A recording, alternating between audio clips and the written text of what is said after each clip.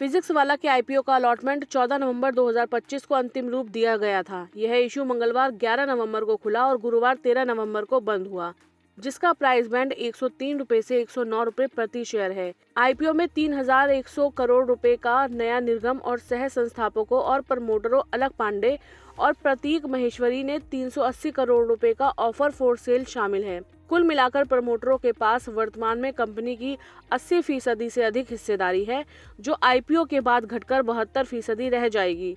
गौरतलब है कि शुरुआती निवेशकों में से कोई भी इस पेशकश में अपनी हिस्सेदारी नहीं बेचेगा। बाजार में लिस्टिंग 18 नवंबर को बीएसई और एनएसई दोनों पर होगी। यदि शेयर आवंटित होते हैं तो वे आपके डीमेट खाते में जमा हो जाते हैं।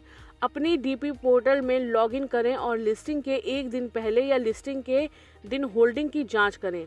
अगर आपको अलॉटमेंट नहीं मिलता है तो रिफंड एएसबीए या यूपीआई मैंडेट के लिए इस्तेमाल किए गए बैंक खाते में वापस जमा कर दिया जाना चाहिए। उस खाते पर नजर रखें। रिफंड आमतौर पर अलॉटमेंट के कुछ कार्य दिवसों के भीतर ही दिखाई देता है। यदि अलॉटमेंट हो जाता है तो लिस्टिंग की तारीख नोट करें और तय करें कि उन्हें रखना है या बेचना है।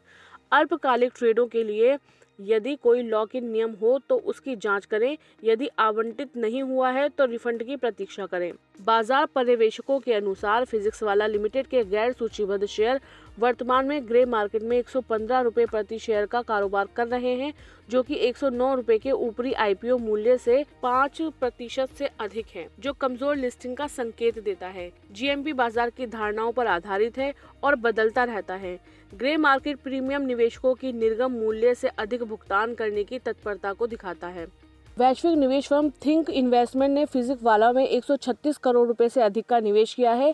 थिंक इन्वेस्टमेंट्स 4 अरब अमेरिकी डॉलर की एक वैश्विक निवेश फर्म है, जो तकनीकी संचालित शुरुआती चरण के व्यवसायों को समर्थन देने पर केंद्रित है। भारत में थिंक इन्वेस्टमेंट ने Swiggy, FirstCry, Urban Company, PharmEasy, Experian, Spinny, NSE, Star Health, Meesho, Rapido, Chaayos और ड्रीम 11 जैसी कुछ प्रमुख कंपनियों में निवेश के साथ एक विविध पोर्टफोलियो बनाया है। फिजिक्स वाला आईपीओ का अलॉटमेंट पूरा हो चुका है और इसकी लिस्टिंग 18 नवंबर को होगी। 3,480 करोड़ रुपए के इस इशू में प्रमोटर की हिस्सेदारी घटकर 72% हो जाएगी। हालांकि ग्रे मार्केट प्रीमियम केवल 5% की मामूली लिस्टिंग बढ़त को संकेत दे रहा है, जो निवेशकों के उत्साह को कम कर सकता है। निवेशकों को अपने डीमेट खाते और रिफंड की स्थिति पर नजर रखनी चाहिए। लिस्टिंग के बाद उन्हें तय करना होगा कि स्टॉक को दीर्घकालिक लक्ष्यों के लिए रखना है या बेचना है। ये आईपीओ दर्शाता है कि बड़े इशू में भी बाजार की प्रतिक्रिया हमेशा मजबूत नहीं होती है।